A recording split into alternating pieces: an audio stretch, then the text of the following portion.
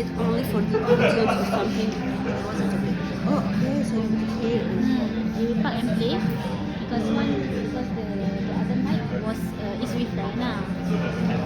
She wants the video with her sound on. So if any of your member wants, then I can. Maybe after that, we can ask the audience when they have questions. Okay. Okay, then you just ask. Yeah. So ask them to call. Check. I will send a message to them.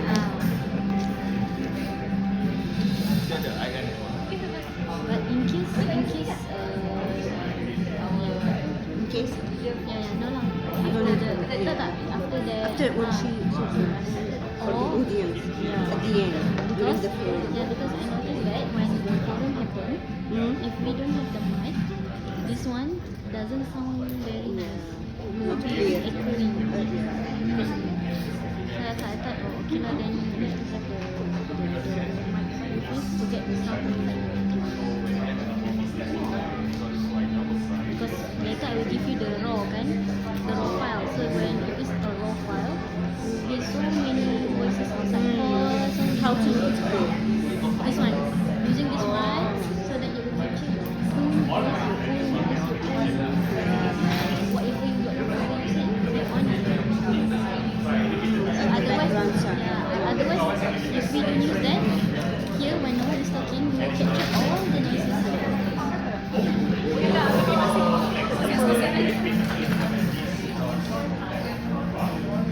Kita orang sekarang saya ke Prof Point nanti next round dia soalan lebih kurang epic dulu tapi juga advance macam kalau kita ada regression dia ada meta regression macam kita naik-naikkan lagi waktu tu dia orang kalau sudah pakai satu saya tak macam belajar sampai dia macam tak ada kenapa selepas review dengan Arman ni semua dia macam Yeah, I think kita tak ada dia tak tahu tau dia basic dia looking at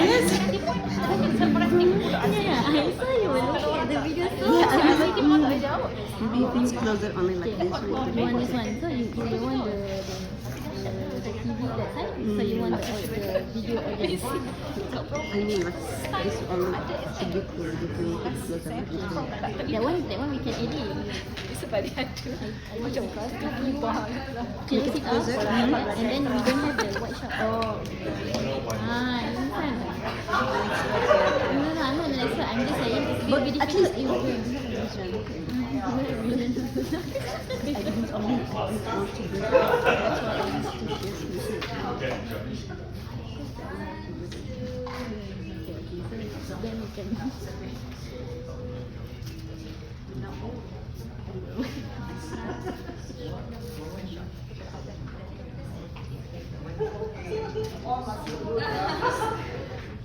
Okay, do you have anything?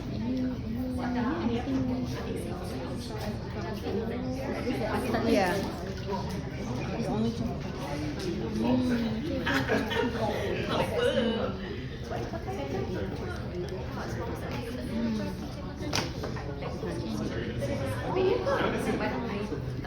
sekejap je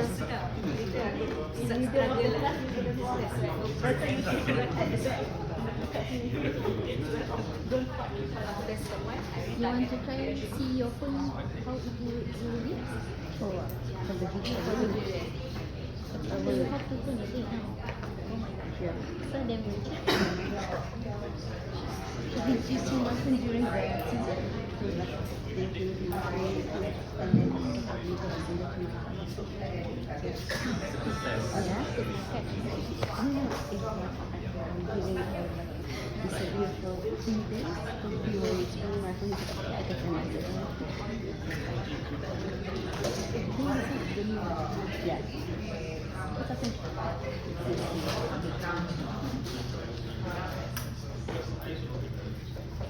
More like this, yeah. If I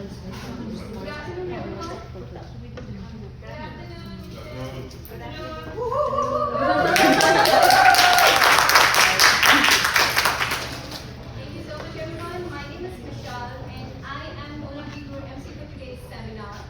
It is my absolute pleasure to welcome you all in this today's seminar on one of the most pressing challenges of our time, climate change, and health system's preparedness. Climate change is no longer a distant threat, it's happening now, altering ecosystems, impacting health, reshaping economies, and challenging the way we live. From rising sea levels to extreme weather events, it reminds us that our actions matter, so do our choices. Today, we come together not to just learn, but to reflect, to question, and to seek solutions. This seminar is a space for awareness, dialogue, and most importantly, action. Because while climate change is a global issue, it demands local responsibility and individual commitment. We are honored to have Prof. Dr. Tharani, our course coordinator.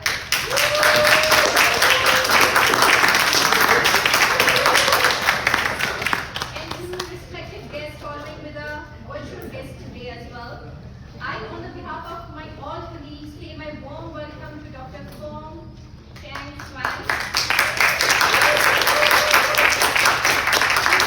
who is an environmental scientist, and Dr. Vinod Siu, who is a sustainability and climate change specialist. Our virtual guest, Ms. Elena Almeida, who is a sustainable finance economist. Is also giving her valuable presence straight from UK through a video message. All of these exceptionally talented professionals will share their expertise and insights with us, whether you are here as a student, professional, policymaker, doctor, or health advocate. Your voice matters in this seminar. Now, here is a little twist to keep our minds buzzing and spirits high. After each part of the seminar, we are going to have a quiz. So keep your ears open, your brain switched on, and your notes ready. It's not just about what you learn, but how quick you are to remember it. Also, a special thanks to our special sponsor, Cloth Circularity.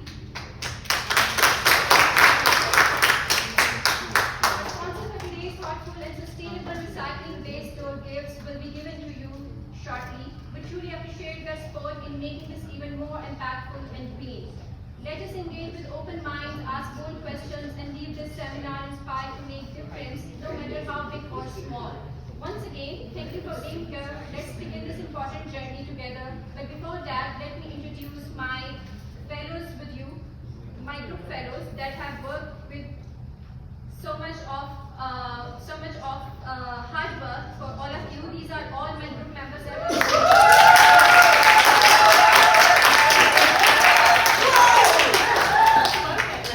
And this is our agenda for today. Sorry, this is the agenda. Where is the agenda? The agenda has just not coming up. Sorry for the technical issue.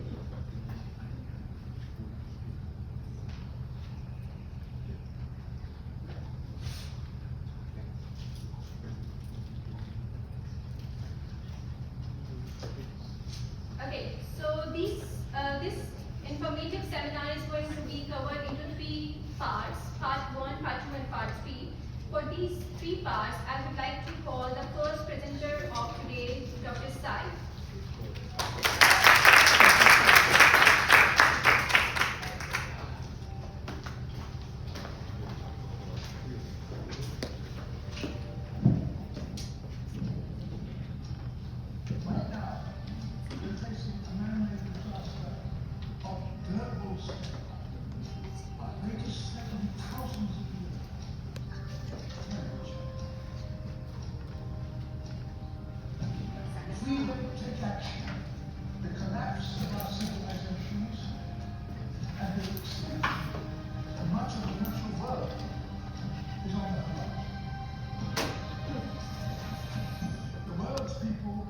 Spoken.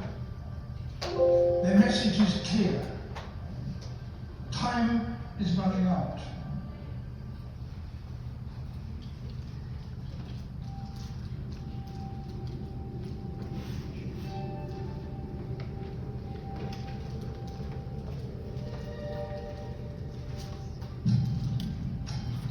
Right now, we're facing a man-made disaster of global scale.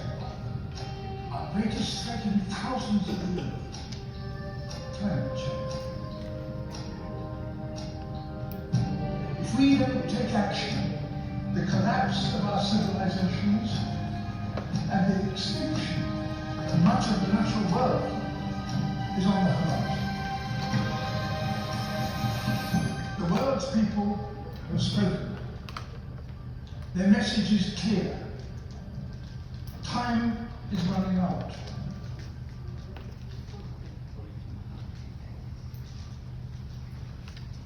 A very good evening to all our dear guests. I'm Sai Premani Lamagan, and I'm going to walk you all through the introduction and definition of climate change and the framework. Sneak peek, we have quiz at the end of each part and great gifts awaits, so please pay attention. Climate change has emerged as one of the defining issues of our time. The Intergovernmental Panel on Climate Change, IPCC, the world's leading authority on scientific knowledge pertaining climate change, has stated in their 6th assessment report that the current state of global warming at 1.1 degrees Celsius has already caused unprecedented climate impacts on all parts of the world.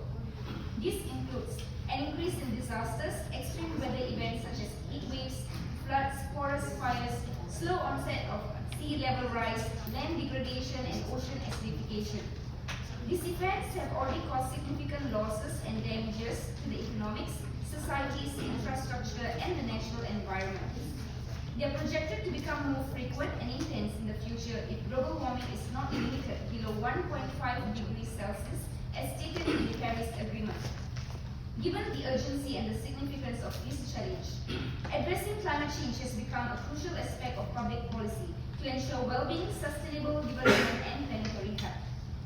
Climate change refers to long-term changes in temperature, precipitation, wind patterns, and other elements of the Earth's climate system.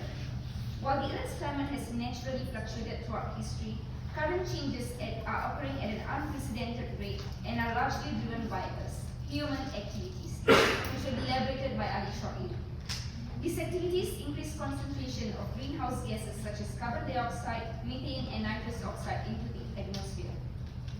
Moving on to the framework of climate change, it refers to the comprehensive structure of scientific understanding, legal agreements, policy measures, institutional mechanisms, and societal responses developed to address the cause, impacts, and solutions related to global climate change. IPCC is the leading international body for the assessment of climate change, established in 1988 by the United Nations Environmental Programme and the World Meteorological Organization. The reports are written by volunteer groups of hundreds of scientists around the world. They do not carry out original research, but they instead review and synthesize published scientific literature. The IPCC has 195 participating countries, all of which nominate scientists to represent them in panel meetings. These representatives then recruit experts to write the reports. The experts are divided into 3 groups. One focuses on physical science of climate change, one on the impact of climate change on people and the planet, and one on ways to slow and prevent climate change. There's also the Task Force on National Greenhouse Gas Inventories, which tracks different countries' greenhouse gas emissions, whether they are reducing those emissions. By rule from the United Nations, reports must remain neutral on policies and do not suggest any particular political action. The primary legal framework for international cooperation on climate change is the United Nations Framework Convention on Climate Change, UNFCCC, adopted in 1992. This convention sets the basic legal framework and principles for international action to address climate change, aiming to stabilize greenhouse gas concentrations in the atmosphere to prevent dangerous anthropogenic interference within the climate system. To boost the effectiveness of the 1992 UNFCCC, the Kyoto Protocol was adopted in December 1997. This was the first international treaty that legally bound developed countries to reduce their greenhouse gas emissions.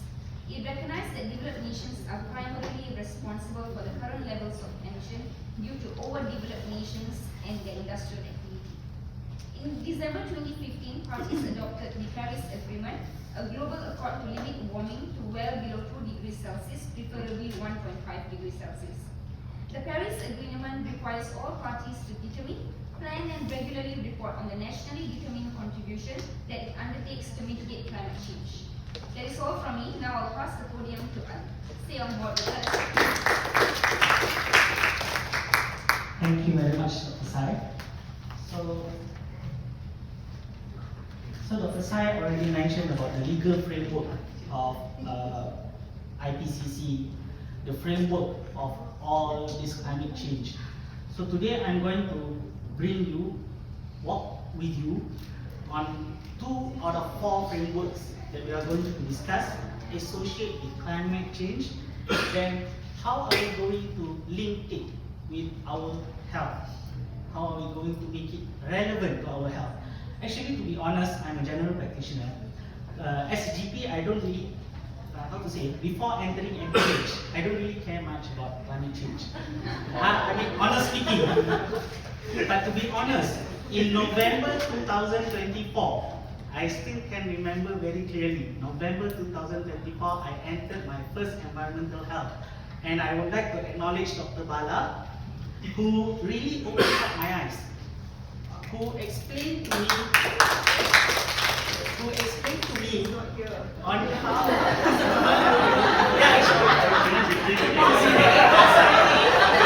to be honest, I really wish that he could come. I requested him, his mentee to invite him. To be honest, after attending this class, then I can see, it really opens up my eyes, how can a weather change outside our house can really cause us to have diabetes? Do you know that? Yeah. How can hot weather outside can lead to a stroke?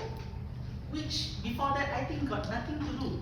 So what, it's hot outside, how can it cause a stroke? But he made me study made me to do an assignment to study this one article. Torture, I know. But that wakes me up and makes me realize, yes, climate change can affect us in any way.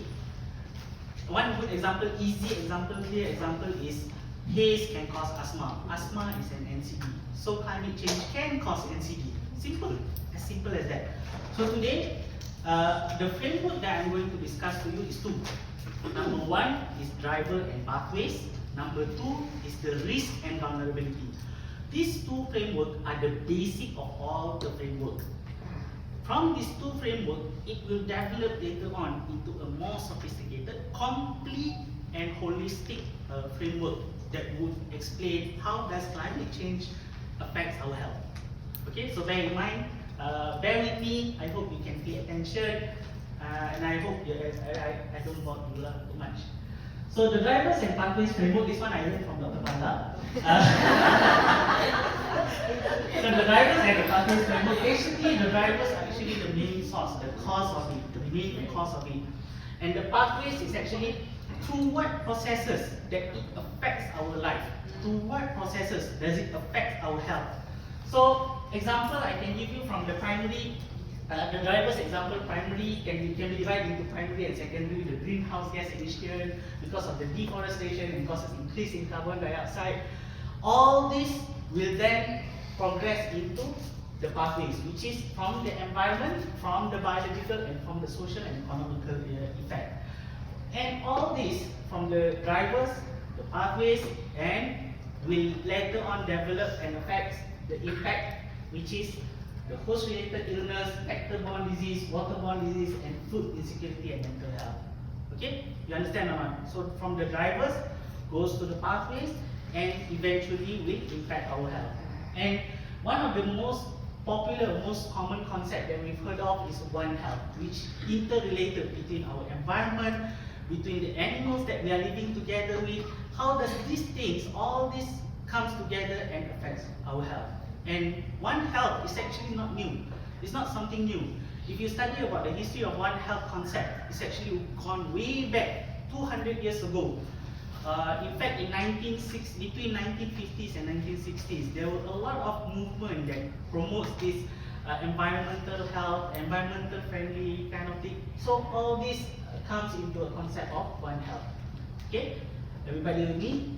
So now we go for the vulnerability and risk framework, which is the second framework. So if the framework number 1 comes from Dr. Bala, so the framework number 2, I cannot make sense of it, but because of Prof. Tarani's assignment of this, I have to read through the article, what is risk, what is vulnerability. At first, I don't understand. But when I read through, I begin to realize that actually I have practiced this. I have practiced this before. When in 2014, if everyone can remember or not, there was a major flood in Kelantan. 2014 December. I was there. I was sent by the Ministry of Health to go and assist with the people out there. And up to now, I don't understand that actually I was practicing public health at that moment. I didn't know. I just go there and do whatever I'm supposed to do as a doctor. But actually, I was actually practicing a public health practice there, where I go and see all these people from Kelantan who were at risk and who were vulnerable and exposed to the hazard. So, what is risk? The definition of risk is actually a product of hazard, exposure, and the vulnerability. So, because of this, whoever is exposed to hazard and whoever is vulnerable are at risk exposed to the climate change and therefore health effects. Okay? So the framework explained in a propeller shape the risk, the hazard, and the vulnerability. The risk is actually a product of hazard, vulnerability, and exposure. And then this is another propeller picture, a figure to explain about the risk, vulnerability. The risk is hazard, vulnerability, and exposure. See?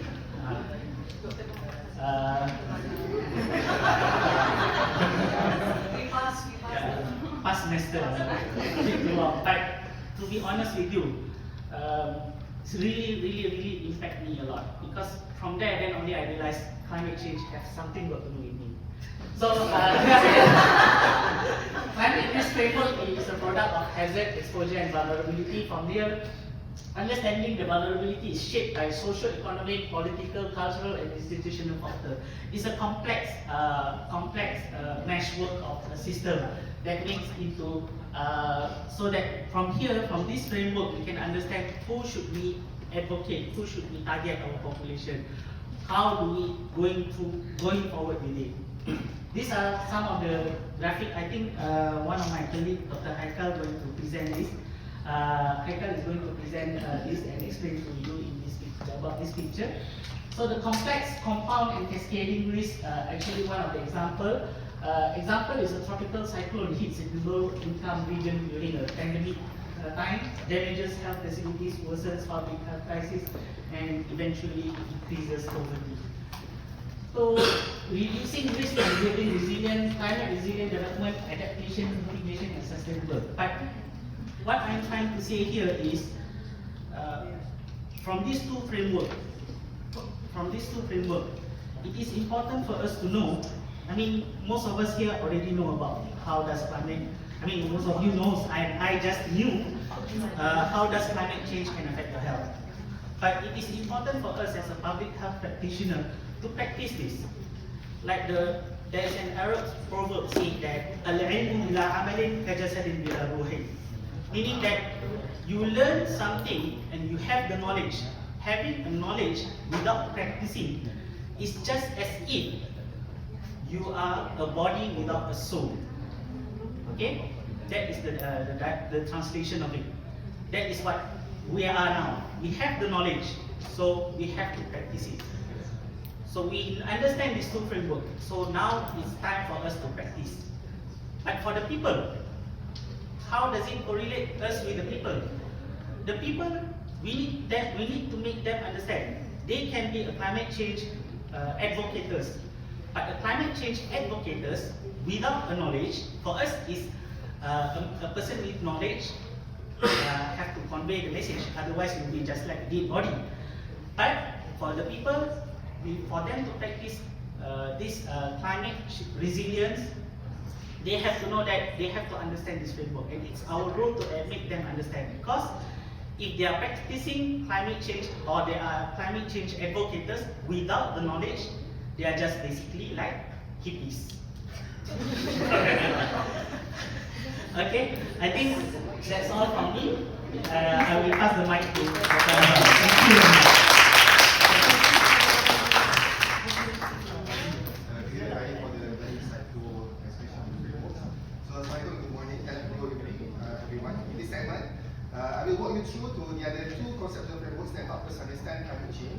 in a health context. The third framework is the Planetary Health Framework, which provides the macro-level system thinking perspective, and the fourth framework is the WHO Conceptual Framework for Building Climate Resilient and Low Carbon Health Systems, which provides a practical model for implementation in health systems.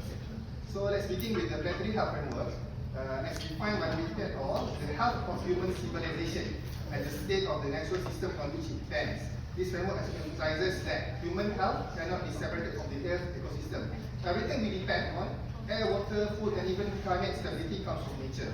So unlike traditional public health models that focus on individuals or diseases, planetary health looks at global drivers of health threats such as environmental degradation, unsustainable consumption, and social inequalities. Why is it important? It is because current development models are causing biodiversity loss, pollution, and climate disruption, which in turn worsen health. Here are the impacts. Air pollution causes estimated 7 million deaths annually. Vector-borne diseases like dengue are expanding due to warming. Extreme weather events disrupt food production and clean water access. In short, climate change is a health crisis, not just an environmental one. This framework is grounded in three core principles. The first one is the interdependence, which shows our health is linked to our nature's health. Number two is sustainability. We must not harm the ability of future generations to meet their needs. And the third one is equity. The poorest and most vulnerable suffer the most, despite contributing the least to climate change. This aligns strongly with the Sustainable Development Goals, particularly SDG 3, which are the health, SDG 13 on climate action, and SDG 15 on life on land. So planetary health is just not a theory, it's actually an actionable one. WHO supports countries with climate resilient health system, and in the Pacific Island, solar power clinics are used during cyclones, and urban redesign in cities like Paris has cut air pollution by up to 40%. These are examples show how planetary thinking can drive public health innovation. So far, we have explored the pathway and the drivers, the risk and vulnerability, and the planetary health has broad conceptual lens. But how do we apply this within health systems? That brings us to the last framework, which is developed by WHO in 2022, which offers a roadmap for building climate resilient and low carbon health system. This framework was developed in response to the urgent need for health system to both, the first one, adapt to climate risk, the second one is to reduce their own emissions. The dual goal is to protect population health by also ensuring that healthcare itself doesn't worsen the climate crisis. What does it mean, actually, for health system to be resilient? According to WHO, a climate resilient health system is one that can anticipate, respond to, cope with, recover from, and adapt to shocks without losing its essential functions. This includes not just infrastructure, but also to have workforce, financing, supply chains, and governance. Resilience is shaped by three things: strength of the hazard, vulnerability of the system, and the extent of exposure, as mentioned by Dr. Ali earlier. So to better understand this, let's take a closer look with this key diagram from WHO. On the y-axis, we have here the performance or capacity of the health system, how well they deliver care. On the x-axis, we have the time with the point of shock or stress marked. Depending on health system hazard, exposure, and vulnerability or the risk, and after a climate shock, health system is inevitably performance will be dropped. Then there are four possible trajectories after the climate shock.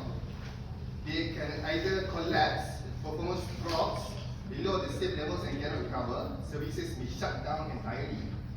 They can either recover to the baseline, the system eventually regains original performance, but without any structural improvements, or they can recover to the baseline, the system eventually regains original performance but without any structural improvements, or they can transform and improve, the best case scenario. The system bounces back and becomes stronger, more agile, and more prepared for future threats.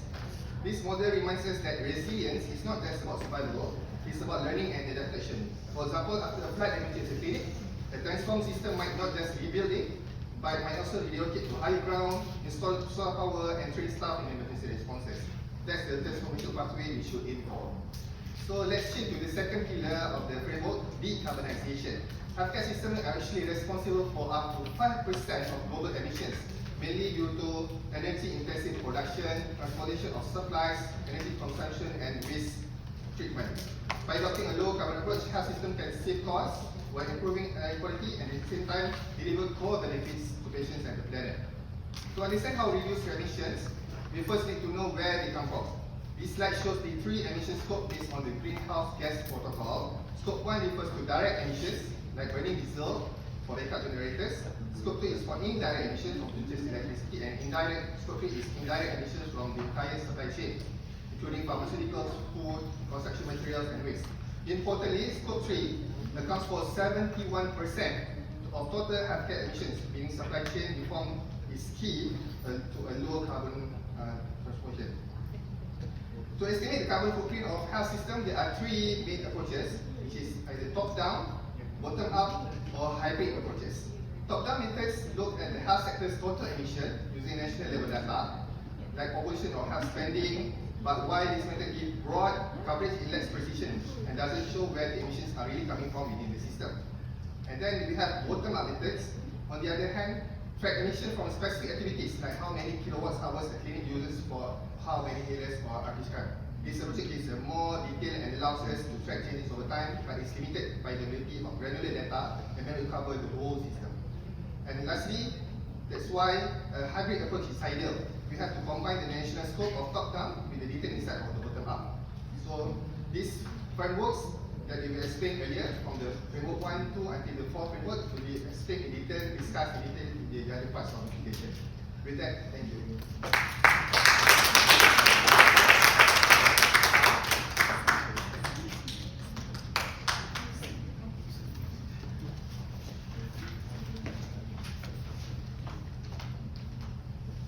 Okay, I'm back again, guys, for some quiz. Come, let's bring out your phone. You can scan this.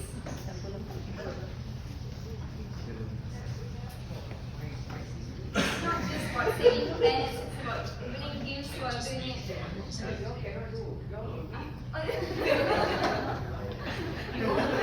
You already have lips. Are you ready?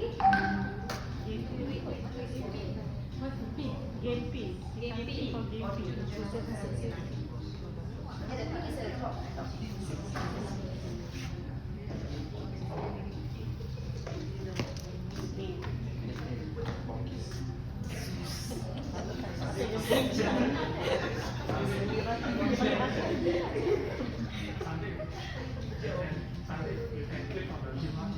Ada tahu yang tahu yang mana?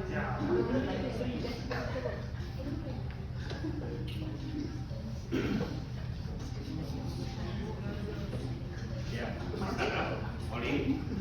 What's the quiz?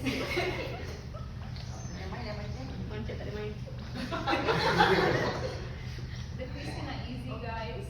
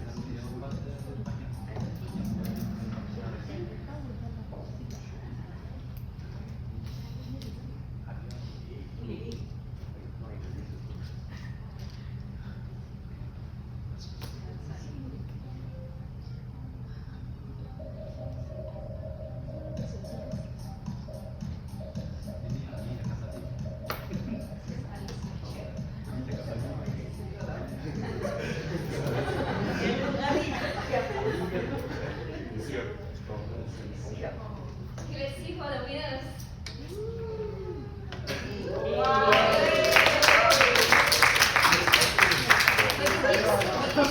The gifts were given at the end of the session. Now I'll pass over to Vishal. Our MC. Vishal.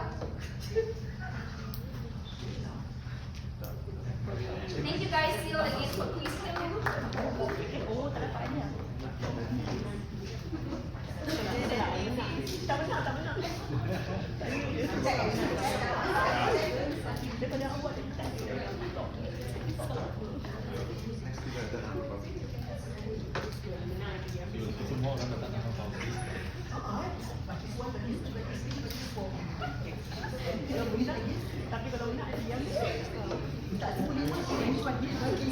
I pass over to Vishal. So this concludes the first part of it.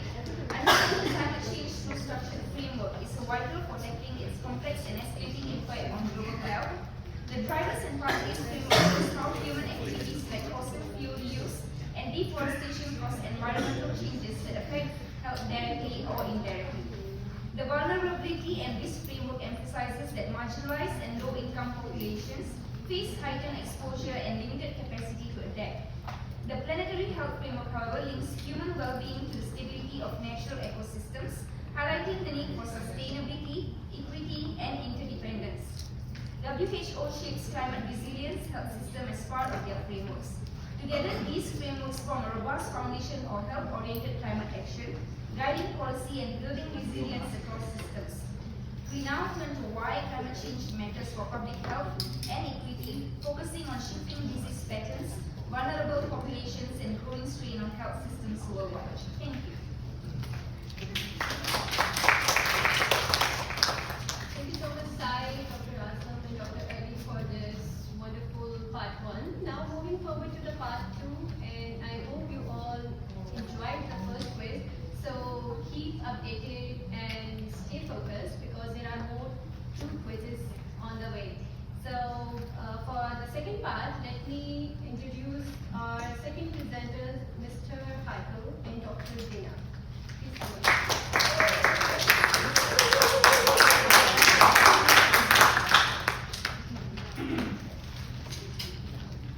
Good evening, esteemed panelists, Prof. Dr. Tarani, Prof. Dr. Victor, and fellow colleagues. So, in this part, I will be presenting why climate change matters for public health and global health equity, vulnerable population, and health inequity in the era of climate change. Whereas my colleague Dr. Zina will be presenting on the challenges in building resilient and health systems. So in this section, we will discuss why climate change matters for public health and global health equity. Climate change is now recognized as one of the biggest global threats to health. It increases disease burdens, worsens healthcare access, and amplifies existing social inequalities. WHO estimates that by 2030, climate change will contribute to at least 250,000 additional deaths each year due to malnutrition, heat stress, malaria, and diarrhea. These impacts fall hardest on vulnerable populations, especially children, the elderly, and low-income communities. Now, let's take a closer look at how climate change is shifting disease patterns around the world. As the planet warms, we are not just dealing with rising temperatures. We are seeing a chain reaction that affects nearly every aspect of human health. This slide highlights 6 major categories of health impacts caused or worsened by climate change. Firstly, rising temperatures and pollution levels increase asthma, heart disease, and respiratory illness. Secondly, warmer climates are expanding the range of mosquitoes and ticks, leading to increased transmission of diseases like dengue, malaria, and Lyme disease.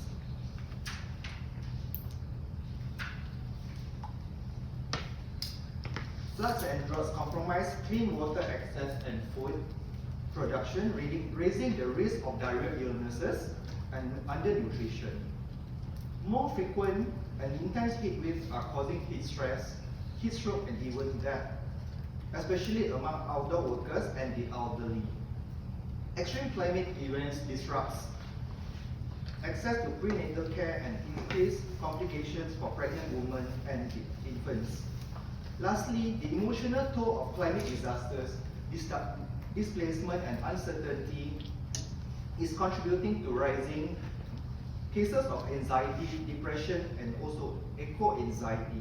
So in short, climate change is not just an environmental issue, it's a full spectrum health crisis. Moving forward, let's talk about heat. Climate change is making extreme heat rise by 53%. This shows that our body are struggling to handle rising temperatures. From 2000 to the year 2019, from extreme heat by rise. In 2020, extreme heat caused a loss of 295 billion work hours, equal to 88 million full-time jobs. Most of these loss affected outdoor workers in farming and constructions, especially those from low-income backgrounds. Moving forward, cities are also heating up more than other areas. Heat is not just an uncomfortable issue, it can kill, it lowers how much people work and it hurts the economy. If you don't take action, it will only get worse. Next, rising temperatures and humidity create the perfect breeding ground for mosquitoes and other disease vectors. The number of dengue endemic countries has increased from 9 in the 1970s to 129 in 2024. Malaysia alone reported 123,000 dengue cases in 2023, double the average from a decade ago. Malaria is now appearing previously cold African islands due to temperature rise of 1.2 degrees Celsius. Climate change is literally redrawing disease maps. Moving forward, air pollution is another hidden killer. It causes an estimated of 4.2 million premature deaths each year. Over 91% global production air that exceeds WHO's safe limits. In 2023, wildfires led to a 150 spike in asthma hospitalizations in California alone. We must recognize that clean air is not just an environmental issue, it is a public health necessity.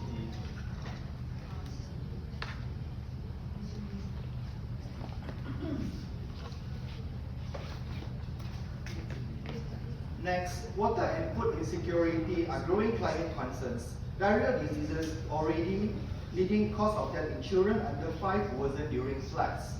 Since 2005, post-flood diarrheal diseases outbreaks have increased more than twofold. Undernutrition linked to crop failures and food shortages contributes to nearly 45% of all child death globally.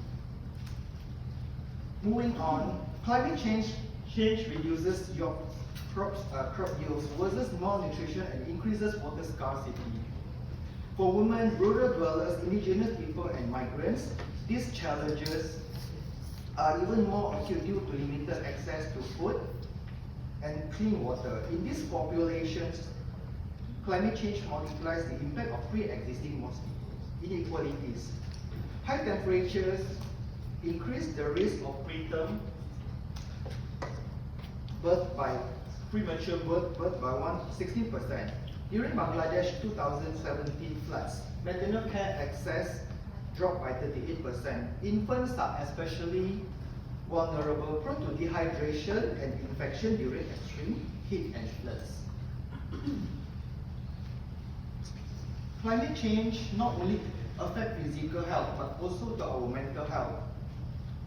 Only in 3 survivors of climate disasters shows symptoms of PTSD, depression or anxiety. A rise just with 1% in temperature is linked to 1.8% increase in suicidal rates. Climate-related emotional stress or eco-anxiety now affects over 2/3 of young people globally.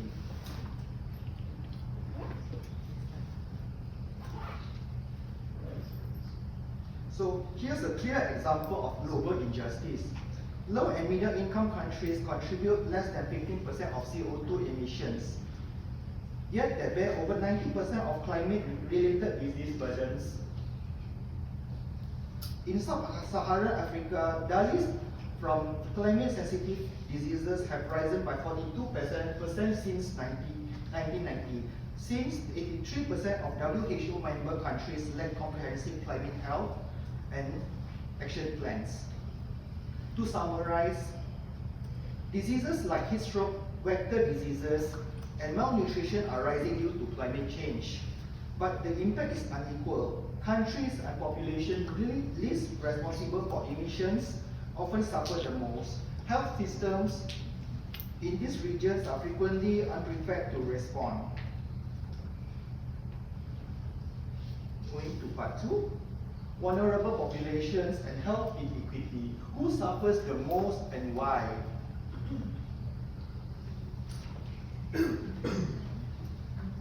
Climate change doesn't affect everyone equally. Social and economic factors like poverty, gender, and race shape how communities experience climate change.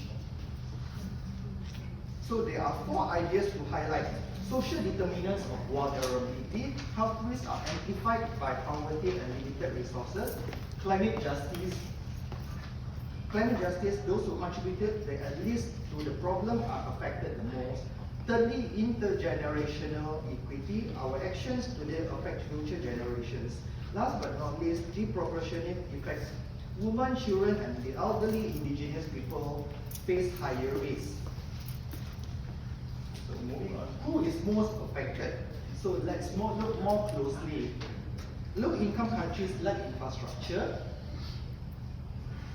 Indigenous communities lose land and face systemic neglect. Women face violence and caregiving burdens. Children miss school and are sensitive to heat. Elderly face mobility and respiratory risks. Moving on, around 3.3 billion people live in regions categorized as highly vulnerable to climate change. Mortality from hazards like floods, droughts, and wildfires is consistently higher in these areas compared to low vulnerability zones. So what makes them vulnerable? Vulnerability is not just a biology, but it's about context. Poor housing in flood zones, dependence on agriculture, low education, and lack of healthcare access make communities far more exposed and less able to adapt.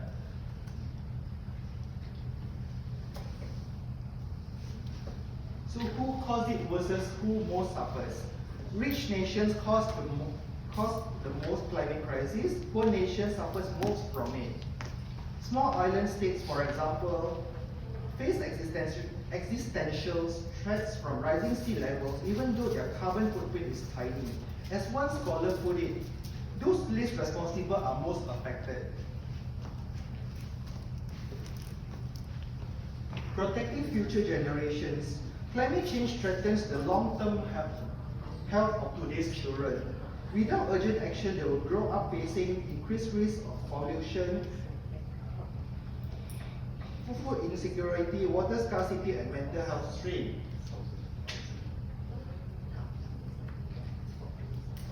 So we have a moral obligation to act for their sake. Health equity must be central to all climate adaptation strategies. Climate change widens health disparity between and within nations. It disrupts healthcare access and strains community resilience. We must prioritize the most vulnerable.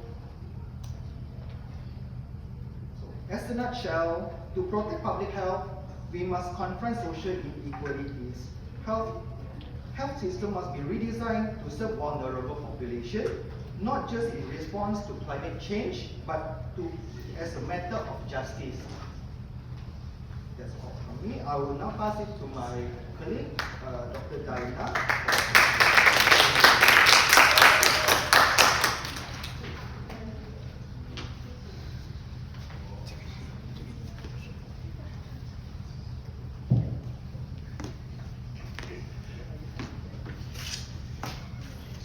Good afternoon, everyone. My name is Diana Delsha, and today I'll be speaking on a critical issue in global health, the challenges in building climate-resilient health systems. So we'll explore how climate change intersects with health system weaknesses, especially in low and middle-income countries, and how global inequities and policy decisions shape these outcomes. But before I begin, I'd like to play a short video that introduces the concept of a resilient health system. COVID-19 showed the world that fundamental change in health systems cannot wait. Countries need health systems that are resilient to shocks while continuing essential health services. But what is a resilient health system? Resilient health systems are aware of threats, agile in response to evolving needs, absorbative to contain shocks, adaptive to minimize disruptions, and transformative based on lessons learned. Resilient health systems go beyond the health sector and mitigate other challenges such as aging populations, chronic disease burdens, and climate change. To boost health system resilience, countries need to invest in stronger public health institutions, improve early warning functions, expand community health workforce, and strengthen community engagement. Countries must prioritize equity and investments that strengthen public health functions, focus on pandemic preparedness and prevention, and primary health care. Let's work together to make health systems more resilient, to better protect and invest in people.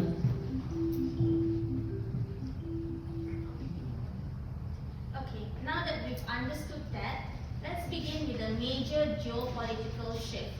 In January 2025, the United States officially withdrew from the Paris Agreement, joining only Libya, Yemen, Iran as non-participants in the world's main climate accord. Now, this isn't just an environmental setback, it's a public health concern. The Paris Agreement is also a health agreement, and the US exit sends a message of retreat from global climate cooperation, which deeply impacts how countries can prepare their health systems. This exit triggered a domino effect. First, there will be funding cuts. The US was a major contributor to the Green Climate Fund, and now low-middle-income countries face deeper financial gaps in building resilient health infrastructure. Second, it creates fragmented global leaderships. Without US backing, dominant narratives now come from China or the Europe, and often health equity isn't their priority. Third, regulatory divergence has complicated global collaboration on health innovations such as heat-resistant vaccines or surveillance tools. There's also a compliance vacuum with fewer checks on whether countries meet their adaptation targets. Lastly, low middle-income countries lose access to US-driven innovation and may face disruptions in medical supply chains. Beyond geopolitics, the broader structural challenges are even more complex. As shown in this Venn diagram, climate-resilient health systems rely on the interconnectedness of environmental protection, economic capacity, and social equity. When even one of these is weak, the whole system becomes vulnerable. Now let's talk about inequity. This World Bank map shows that the most climate vulnerable countries, such as those in sub-Saharan Africa and South Asia, are also classified as low income. These regions face multiple barriers such as limited financing, outdated infrastructure, and shortage of trained health personnel. Since we are on the topic of money, did you know that many low and middle income countries allocate less than 5% of their health budget to climate resilience? The graph here from WHO's Global Health Expenditure Database highlight how external aid and out-of-pocket spending dominate in low-income settings, while public domestic investment remains very low. This creates a fragile dependency when foreign aid is cut or redirected. Entire systems can suffer. Here's how the inequity plays out in real life. The first map shows flood-prone regions. As you can see, Southeast Asia and Sub-Saharan Africa are at the highest risk. The second map adds a poverty overlay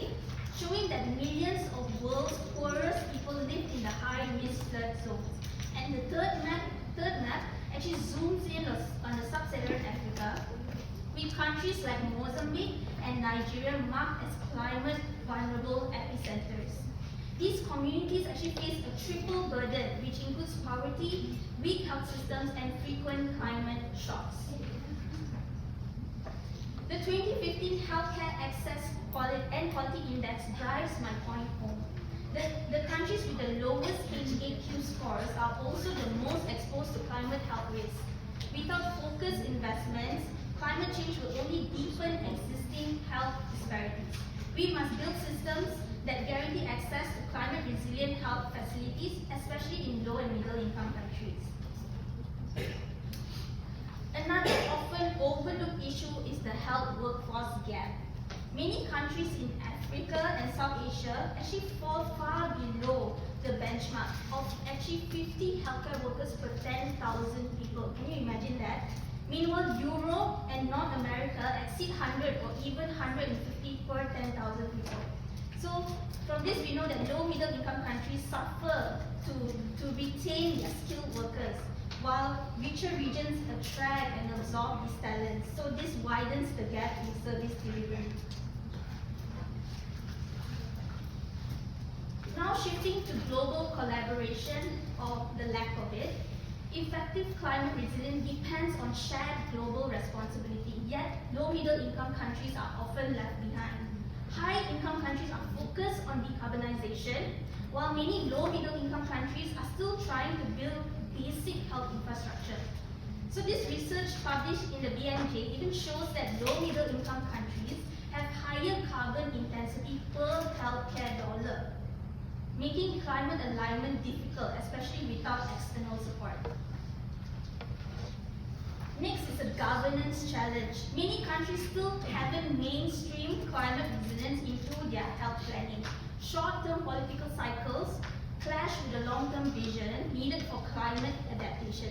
On top of that, poor interagency coordination and national priorities like economic growth often divert the resources away from resilience building. So what's the result? The result is reactive planning instead of proactive, future-focused strategies. Next, let's talk about infrastructure and supply chain vulnerabilities. So picture this. A flood wipes out 15% of health facilities across Southeast Asia. This is actually a real scenario, okay? Drawn from the Malaysia's 2025 National Environmental Health Action Plan. Our health infrastructure is highly exposed to floods, power outages, and communication breakdowns. Add on blocked transport routes and reliance on imports, and supply chains become fragile, collapsing during emergencies. This underscores the urgency of climate-proofing hospitals and supply systems. But the system is only as strong as its people, don't you agree? We've already learned that over half of the countries report not having enough health personnel to meet even basic needs, let alone cope with the climate shocks, right? So the reality is when we face, for example, heat waves, right? This increases healthcare fatigue and leads to absenteeism and indirectly leads to burnout. So during disasters, health workers are often displaced as well. And we're still investing more in hospital care rather than preventive public health. So think about it, this could actually reduce climate-sensitive disease burdens. Finally, let's talk about data. Early warning systems are missing or underdeveloped in low and middle income countries. Real-time climate-linked health data is rare, making outbreak response and planning difficult. Monitoring is often fragmented, and public health doesn't always connect with environmental data. And without a strong surveillance, we're essentially flying blind into a growing climate crisis. So to wrap up, building climate-resilient health systems goes beyond technology or budgets. It's about equity, vision, and global solidarity. As future public health leaders, we must not only adapt to climate threats, but also advocate for justice in how we build resilience. So that's all from me. Thank you.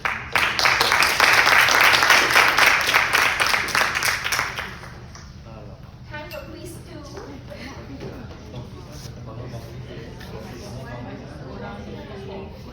Are you ready?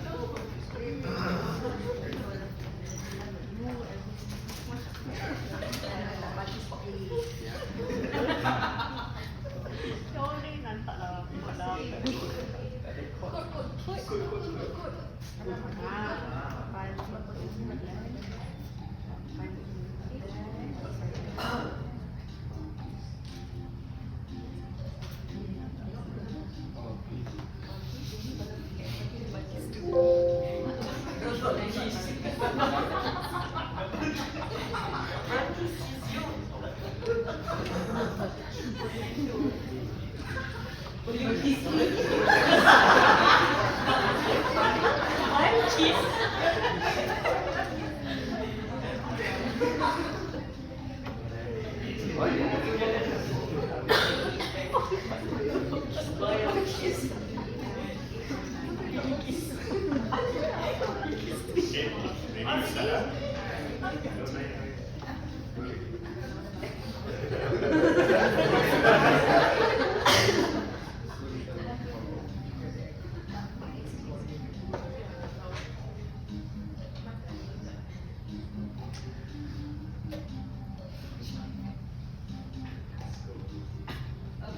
Already, yeah, ready. Bila kiss. Apa lagi nak jadi kiss?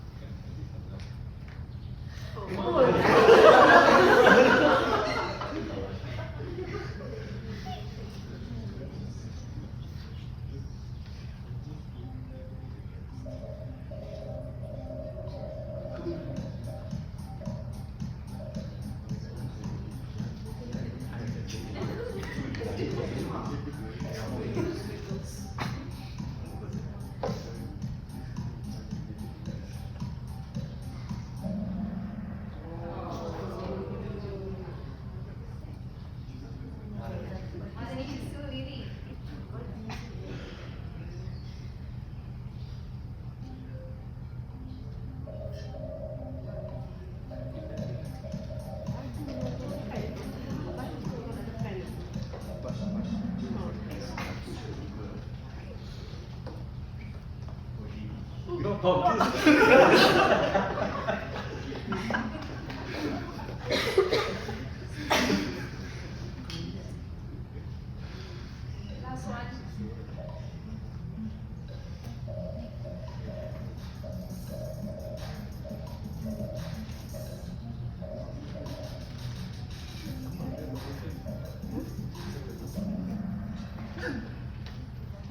Okay, that's about it. Let's see for the winners.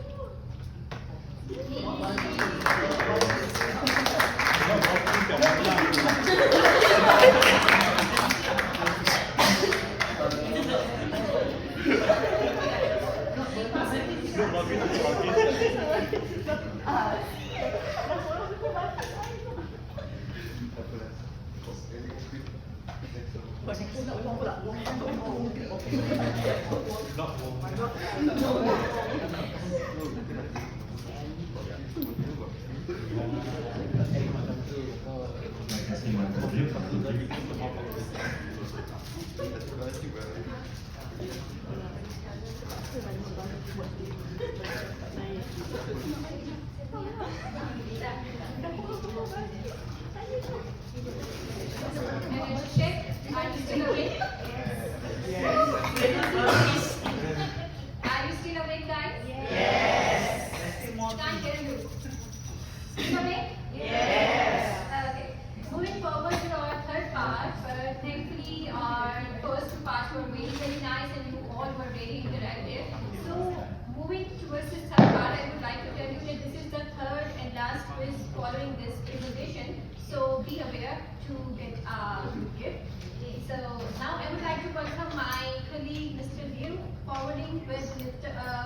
Dr. Noor Irfan. Please come on the stage and take the part. Thank you.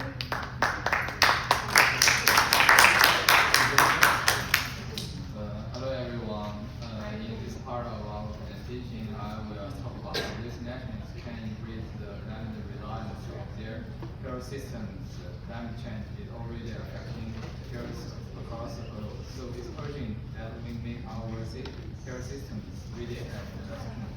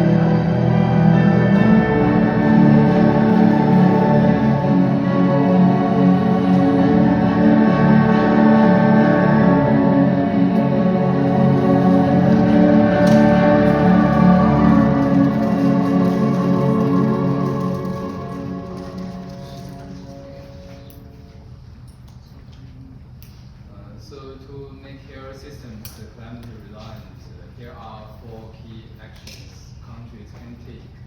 The first one is mandatory climate adoption in health governance, policies, and financing.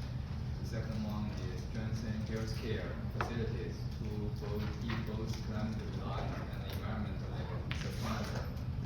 The third one is use technology and innovation for early warnings and faster emergency response. The last one is empower communities to support and strengthen local health reliance. This action helps prepare systems before disaster strikes. Here are WHO's 10 components. The WHO gives us a strong framework with 10 components for building climate-reliant health systems. This covers everything from strong leadership and policy, a climate-smart workforce, risk assessments and emission tracking, sustainable financing, emergency preparedness, and more. Each part plays an important role in creating a full prepared system. Our first action focuses on 3 WHO components, which is leadership, research, and finance. We need climate-strong leadership to drive policies, ongoing research to understand and track health risks, sustainable financing to fund the health protection from climate impacts.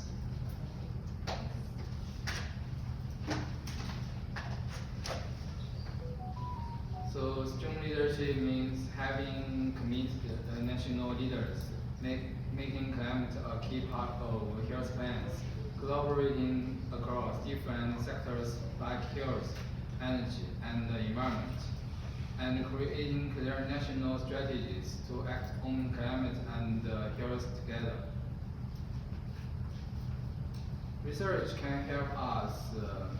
First, we can understand which diseases are climate sensitive and plan for climate emergency. And last of all, know how we actions can save lives and money. We need both basic research to understand and applied research to solve problems on the ground. Protecting health systems from climate risks will cost more, up to 2 to 4 billion each year by 2030. But investing now will reduce future costs, save lives, and improve sustainability. We also need to tap into global funding sources like the Green Climate Fund and the regional partnerships. Our second section focuses on making healthcare facilities stronger and greener. This part includes safe health workforce, clean water and waste management, sustainable energy, and climate smart infrastructure. Here's how everything connects. Climate change brings risks like floods and heat waves. Facilities need to be ready with safe buildings, clean energy, and food waste systems. This improves both climate reliance and environmental sustainability to keep people and the planet healthy. We need a climate smart health workforce, which means enough staff who was trying to handle extreme weather and climate sensitive diseases, emergency drugs and simulations, and strong communication to guide communities during disaster. With this, care can continue even in crisis. Next, let's talk about water infrastructure, which means water, sanitation, and hygiene. We must ensure that every health facility has a safe, steady water supply, proper sanitation and water systems, even during climate emergencies. We can do this through the three parts. First one is monitoring and assessment. Regularly check water quality and use tools like water safe plans. The second one is risk management, which means identify climate risks like floods and improve toilets. The last one is health and safety regulations. Set strong standards for hygiene, require rainwater harvesting, and keep emergency stockpiles. Health service cannot function without power, so we also need safe and steady energy systems, especially in emergencies. Here are how we can do. The first one, monitoring and access. Energy needs and look at renewable sources like biomass. The second one, manage risks, have backup power like batteries ready. And third one, health and safety regulations. Make sure new buildings have hot water and energy storage and are protected from floods and heat waves. So the last for me, we focus on making health facilities physically strong and teach-ready for climate change. There are three ways: adopt current systems, strengthen buildings, use solid materials, and make evacuation routes safe. Next one is promote new technologies, use low power teach and digital tools like telemedicine. And third one, operate sustainably, use efficient devices, store supplies safely, and have clean plans for extreme events like floods. These upgrades protect both people and the environment.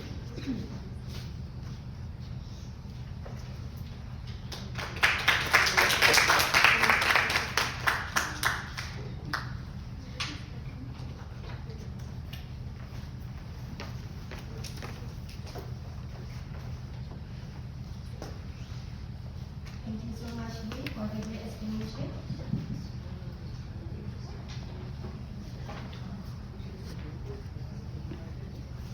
I now continue with part 3, using technology and innovation for early warning and emergency response. This section focuses on how smart tools like AI, data monitoring, and telecast can help us act faster during climate crisis. There are 4 important ways we can use technology for climate resilience. First, AI-powered disease surveillance to predict outbreaks early.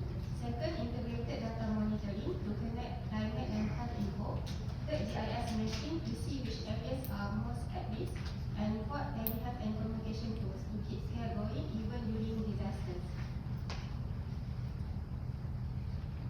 can be a big help. For example, tools developed by the Commonwealth and WHO use weather and health data to forecast disease outbreaks. This system can warn us early about diseases like dengue, malaria, or cholera, so we can act faster. Next, we need to monitor climate and health together. This includes things like water safety, temperature changes, and pollution. It also tracks greenhouse gas emission and health risks. WHO, together with World Meteorological Organization, WELCOME, and the Rockefeller Foundation, are working on a global system to make sure these data sets are used together. Now let's look at GIS and telehealth. GIS maps show us areas at low risk, such as heat-prone zones. This helps us in enabling targeted intervention and resource allocation.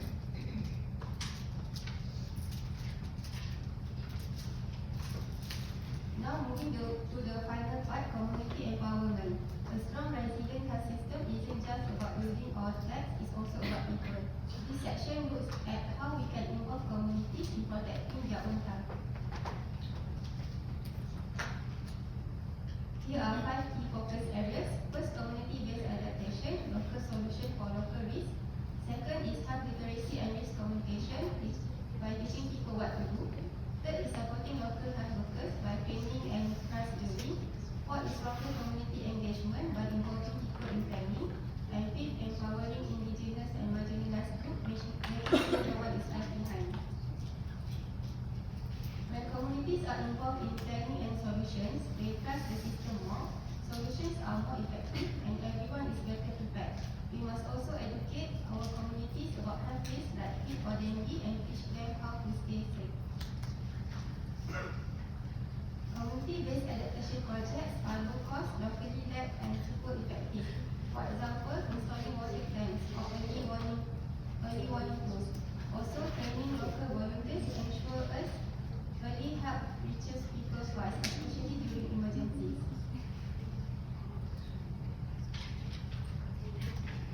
Lastly, we must make sure we listen to indigenous voice and support vulnerable groups. Their traditional knowledge is very valuable, and inclusive planning makes the whole health system stronger and fairer. Let's now look at a real example from Bangladesh. This country faces serious climate challenges like flood, cholera, and dengue. To improve health resilience, the government and NGOs train local women in give basic care and first aid. They build early warning system and stock emergency medical kits. And during monsoon season, they use mobile clinic to treat people in need. The results: more people got help during floods, outbreaks were detected earlier, and community trust grew stronger. Now let's take a look at Canada, specifically in indigenous Arctic communities. These areas are hit by melting permafrost, changing wildlife and food insecurity. So they empowered their communities by training youth in climate health and food safety, letting elders share traditional knowledge about weather and health, and designing health programs with the community's input. We also focus on mental health by tracking stress and anxiety caused by climate change. The outcome is more culturally appropriate care and better tracking of new health risks.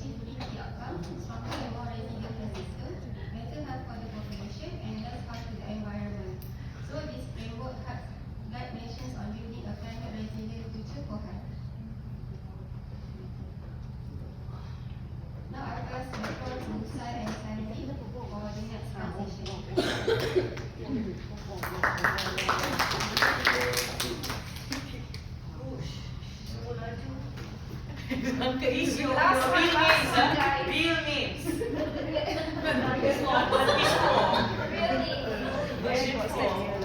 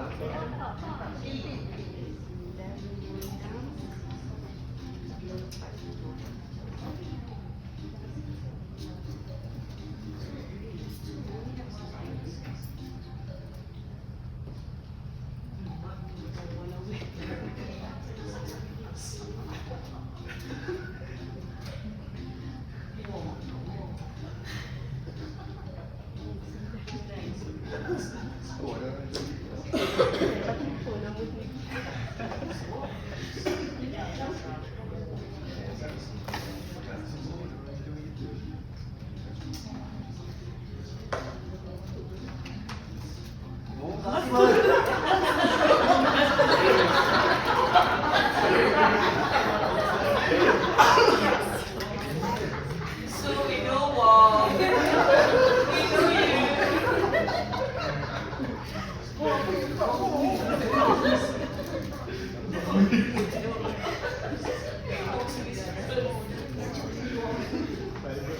Okay, all ready?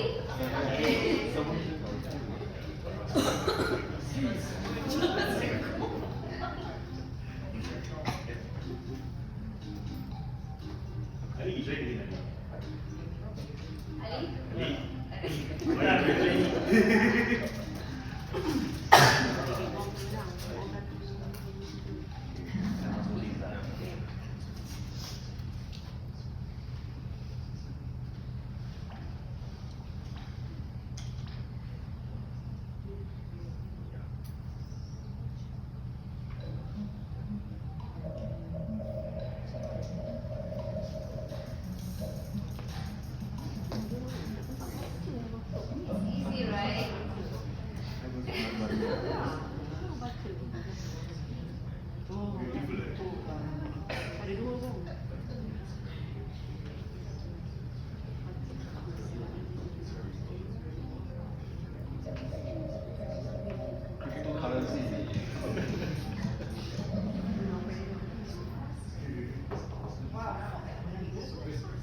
Still we're paying attention.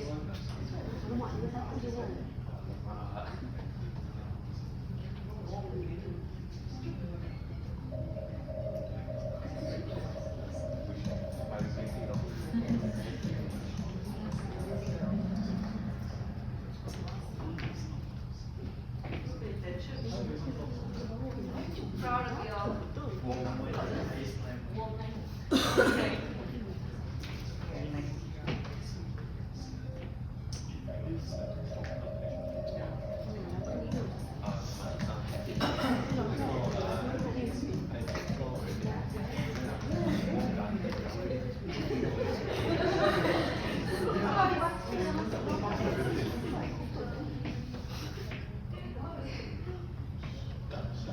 Speed up, speed up.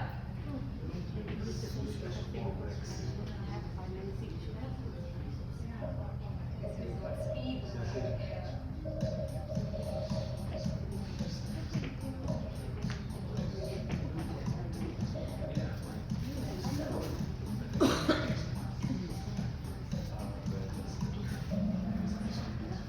Well done.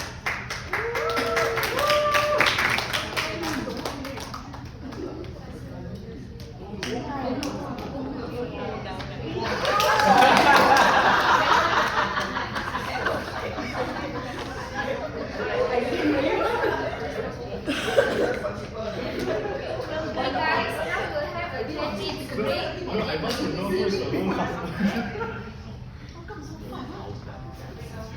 we will be distributing our dog gifts.